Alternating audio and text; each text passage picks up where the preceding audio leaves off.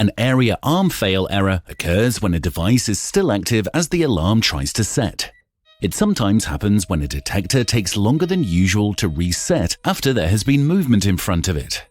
In this example, we have closed the front door, but the hallway PIR remains triggered for a short period after the front door has been closed.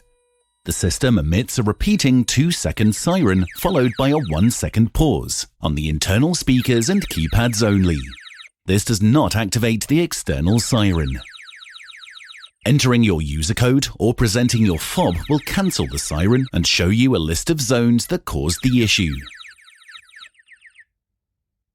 In this case, you can see Zone 003 hallway PIR was the problem. Entering your user code again or presenting your fob will allow you to set the system again.